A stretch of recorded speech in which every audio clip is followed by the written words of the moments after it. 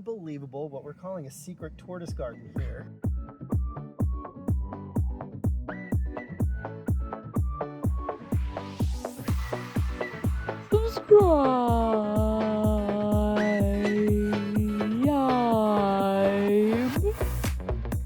What's up, everyone? Welcome to another exciting installment from the Just Turtles channel. Thank you for joining us. I'm really excited to bring you what we have today. I'm here with a friend, actually, several friends you may recognize. Hi, Chrissy. Hi. I call him Chrissy. You can't. That's what I call him. Chris, we just traveled. We still have jet lag. We just traveled across the pond, across the Atlantic Ocean to be here. And we're at a really, really cool place that you've been to before. Yeah, I actually live here now.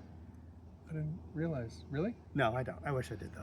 He wishes he did. Yeah. So this is a pretty cool place to be, right? Amazing. Should people be excited to see this? Yes. Stick around. You guys are going to see some amazing animals and meet a very, very special woman.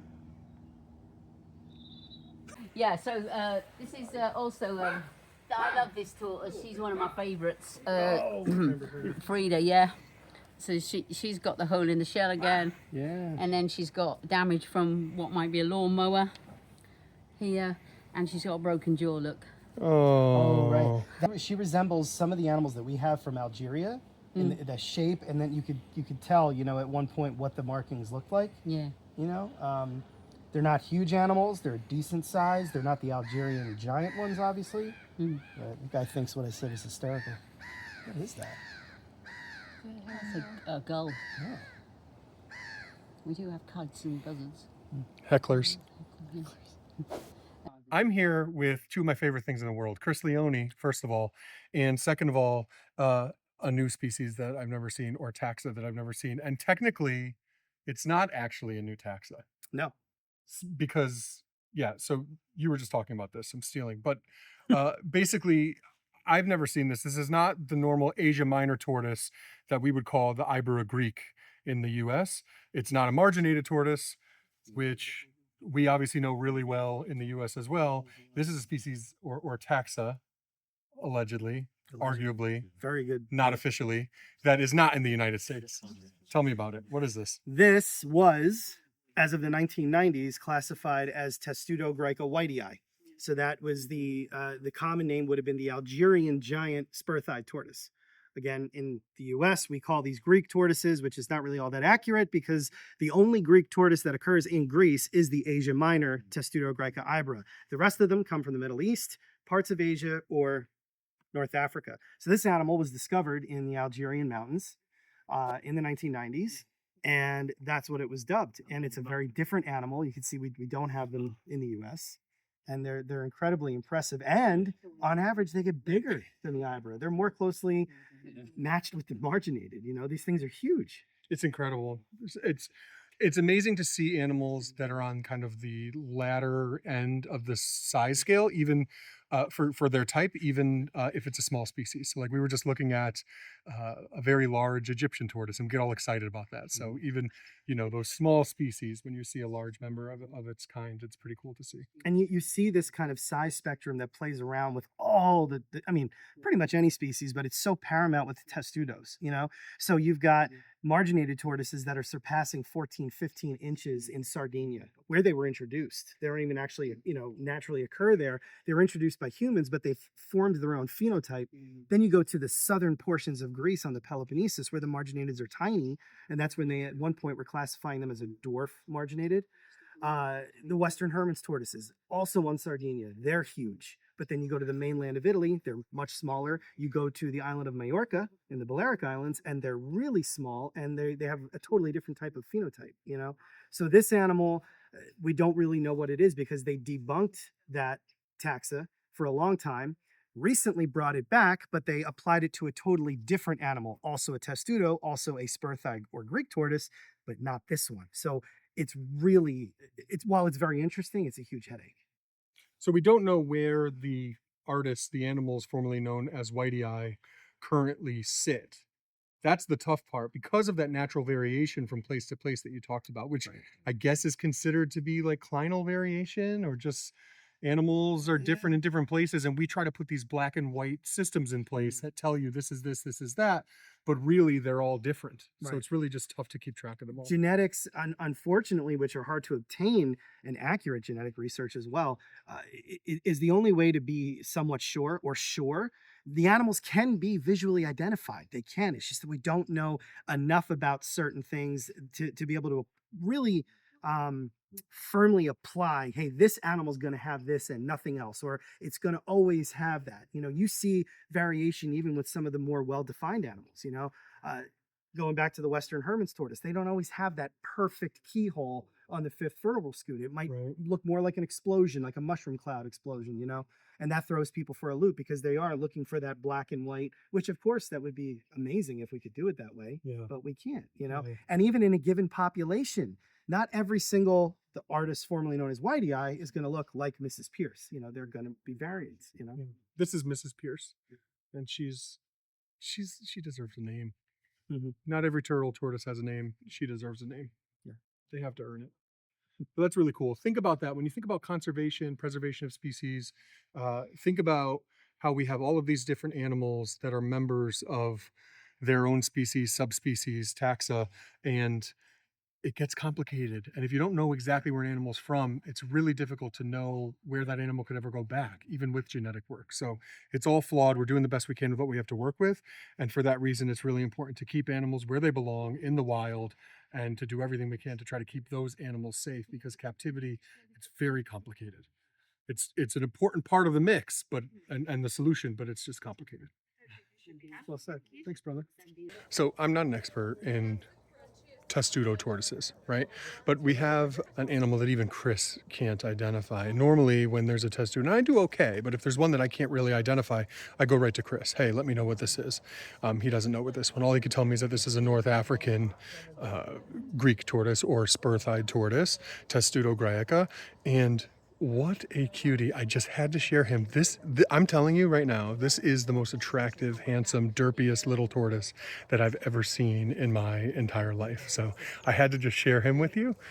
His name is Poe, and I don't know, he looks like a Poe. I don't know, but you tell me a tortoise that has a cuter face than this thing. He literally was just made to endear and to steal the hearts of humans everywhere. You're going to be safe, buddy, because you're cute. Oh, yeah. And because you're here with Jane. I mean, let's be honest. I'm all set with Poe. I'm going to put him back. As I do that, I'll just say, Jane was saying, Poe was actually unwanted. They couldn't find a home for him. Nobody wanted him, but Jane will take him, and he's got a great life here. But could you imagine people not wanting this tortoise with that beautiful face? Bye, buddy. I love you, and I'll never forget you.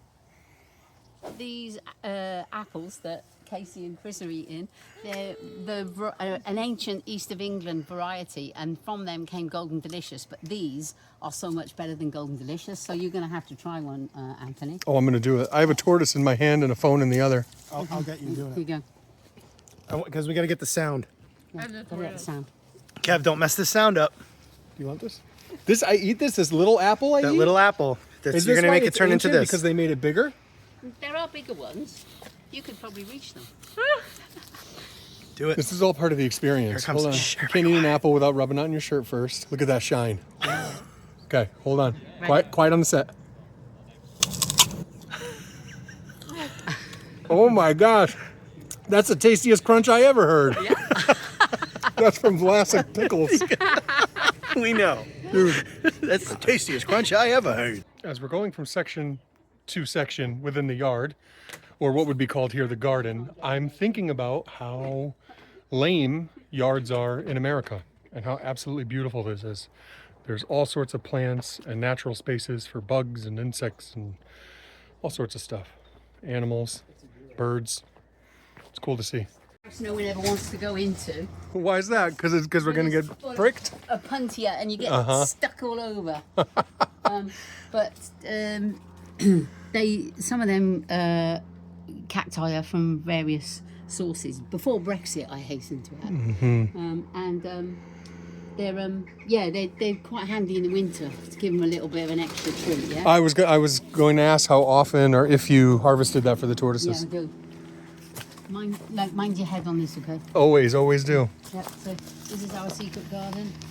Oh my gosh, it's beautiful. Yeah. So we can sit here when they do. I don't know why they moved the bench, but normally the bench kind of sits here. That's because they've been doing the dead hedge. Wow. But it's just like a beautiful little fernery and stuff. And if it's windy, you get no wind in here. It's really nice. You know. That's wonderful. Yeah. The Japanese gardens over this side. So over here, we grow quite a lot of tortoise weeds on the raised beds. So, you know, like the bugle and things like that. So look at all the apples. We thought we picked nearly all of them, but look at them. That's amazing. I know. That's a lot of apples. I know. It's like a lot have already gone in the freezer. So, this is our super camouflage store. And then I love all the sections out here. And this is where the leopard tortoise was, and the other greenhouse. Yeah. And you're collecting rainwater from that greenhouse. Yep. That's so cool. And then this is the heated area back here for the leopard. Yeah, that's his house. The leopard tortoise that you've had for 40 years. That's the one. Shaka, 40 he's years. called after Shaka Zulu, the great warrior. I love it. Shaka Zulu. Shaka Zulu. Because that's where they come from, Kenya or Right. Tanzania. I love it. It's so beautiful. And you know, and I'm sorry, we call them yards, but here that would be a prison yard. You call them gardens. And your garden is amazing. The way you have it all kind of course. The way you have it all situated, kind of fragmented. Look at this south thistle for the tortoises. You have like a nearly edible garden. Right. They eat this as well, the hardy geranium. That's And this wonderful. kind of stuff keeps going all through the winter, so you know we use that. And because it's not that warm in the UK, you see we use the perspex and the polycarbonate sheets and houses to give them a warmer area. Right. Love that. And you obviously see them using that all the time. Yeah, they use it all the time. And then this is our little seated gazebo. Oh, I got the funniest thing to show you in the African house. But let me show you this first. Like the owl. I do. And this, I can't believe there's more. I thought we were done. I think this is mushroom, you know, tosus. This is the Japanese garden. So you sit on the bench and contemplate. How much time are you spending sitting in the various gardens sections? No time sitting. The bench is there so you can. Hydrangeas. Oh my gosh, And Jane, the you're too bamboo. much. I love it. This one's gone for the autumn. It's okay. You'll be back stronger. Yeah, hopefully. Yeah. Oh yeah, for sure. Yep. That's what I would. Yeah, that looks like Americansis. Beautiful. Gosh, these animals are so old. They are. If only you could talk to them. Ask them what The they've seen. stories. Yeah, like what was that like, pal? I can't believe you said that right to his face. I mean, you know, maybe nobody talks to him enough. You know, You're not that old. You're experienced, my friend. are we talking about me or him? Both of you. Happy birthday, by the way, Chris. I Hey, missed thank that. you. I love Yeah. you. I love you too. This is a tortoise. It is another North African. Spur-thighed North African, Yeah, it could be Americansis, could be a Greca Greca, could be what Susensis was, and now is Greca Greca. And as I've always said, we're here to confuse you guys. Once you dropped Susensis, I knew I was done. 60 years though. Yeah. See? You see how long they live? You got to take that into consideration. You got to have a plan. That's incredible. What an amazing. This is so cool. He's beautiful. We're in Essex in England, so it's the sunniest bit of England, and we don't get very much rainfall. So if there's anywhere in the UK that's like the Mediterranean where some of these tortoises come from, this is it. And so what we've done over the years is create lots and lots of habitat in their enclosures that matches as best we can what it's like in the Mediterranean where they come from. So they have lots of gravel areas and stony areas and things to climb over and soil areas for the females to nest and so on. And then we also create little houses and covered areas with polycarbonate and perspex so that they can sit underneath and get warm, because it's not still, even though this is the warmest bit of England, it's still not that warm compared to the Mediterranean. We try to plant up the enclosures with things like buddleia, and other plants that they can eat, like campanula and sow thistles and sedum and so on and so on. And over the years, we've probably, I don't know how many hundred tortoises that we've taken in and given a home to, and then passed on to rescue and rehabilitation through Norfolk Tortoise Group most recently, because they do a great job of vetting people and making sure that they're going to get the advice that they need to look after the animals well. But yeah, over the years I've seen so many different tortoises taken, you know, in so many, recuperated some that are sick, you know, helped a lot of tortoises, and it's kind of been our life mission really over the last 40 years. And we've created the gardens with old railway sleepers, because they're quite solid and relatively easy to kind of move around, but heavy, so the tortoises can't move them and get in and out. We've had a couple of escapees where from one pen to another, not outside the pens, but you have to be really careful with the horse fields because they dig and they climb. Yeah, it has been a life's work. It's absolutely beautiful to see. And you mentioned what I would call the railroad timbers.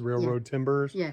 How natural everything looks, and how, like, even the stuff that's not natural, like the polycarbonate, you have the beautiful stained wood below and above the polycarbonate sheets. You have the railway timbers. The substrate you use is really natural, and they're kind of in there among rocks and slate and pebbles and more of like a topsoil type mixture. And it just, I don't know, it's really well done. And the tortoises just look so happy. Like they're so lucky to be here. Like if I was reincarnated, I want to come back as a tortoise and live here in this beautiful garden.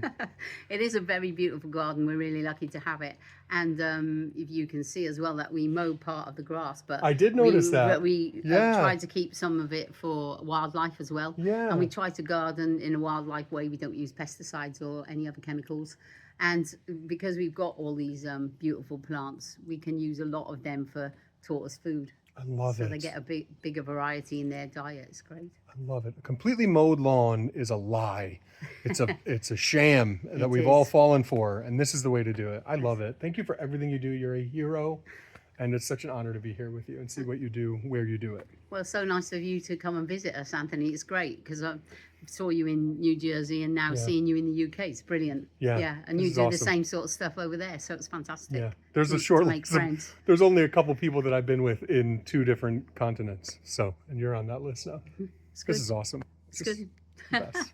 It's always crazy when you meet a celebrity. Right now, I'm actually standing right next to and above the Ibera Greek tortoise, or Asia minor tortoise, which is the animal that is on the cover of Jane's book. So that's a celebrity. So a common theme that you see here on our channel quite a bit is friendship and community. And the community extends out further than any of us might realize.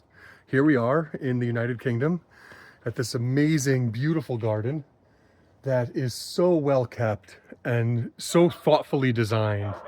And the ones that benefit are, I'm getting barked at by dogs. The ones that benefit are the tortoises that live here. If I were to die, I'd want to be reincarnated as a tortoise that gets to live here with Jane.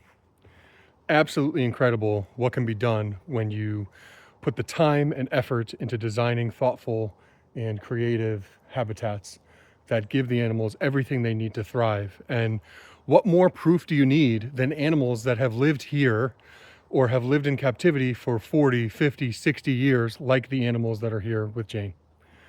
Just an honor to meet such a tortoise hero, and have her sign her book for me, and just feel like I'm a part of a bigger community than I ever realized. This is what it's all about. Hit subscribe, join the crew. jusTHOUGHTS, there's always something new.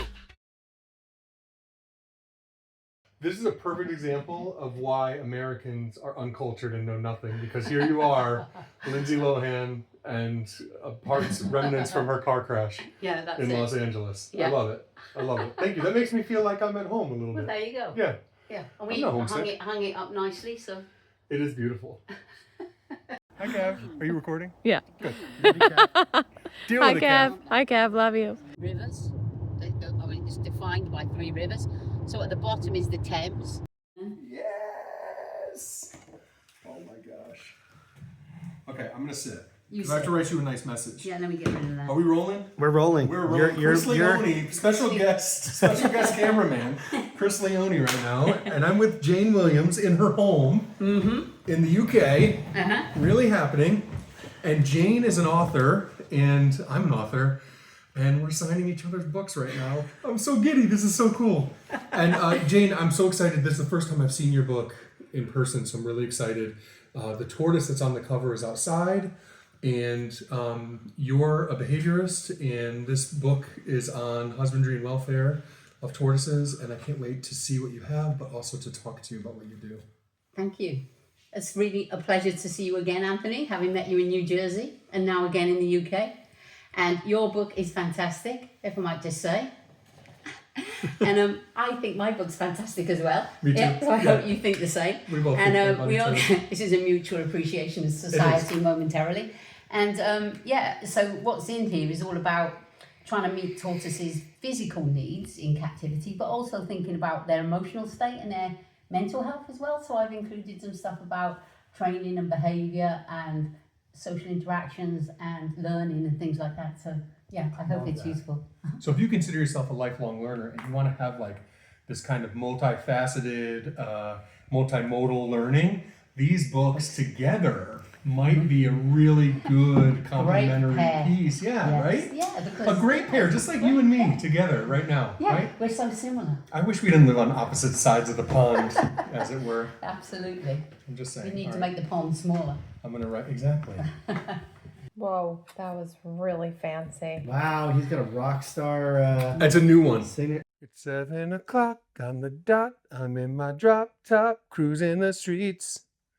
I got a real pretty, pretty little thing that's waiting for me. Oh, hey, I thought I heard someone back here. Wait a minute. If you're here, then that means you just watched that video all the way till the end, which is pretty amazing considering our videos tend to be a little bit long and I'm also long-winded. So thank you. Thank you for being a part of this community. Thank you for making the world a better place for turtles and tortoises, because it really means a lot. Oh, that was weird. Anyway, since you watched this long, if you haven't already subscribed, you should consider doing so via this link here in the corner of the screen. Also, if you like this video, I know you'll love our other videos, which you can access here in the other corner of the screen. Like the drip that you saw during the video? I know you did. And yes, I know I'm old. You can access that via this QR code here.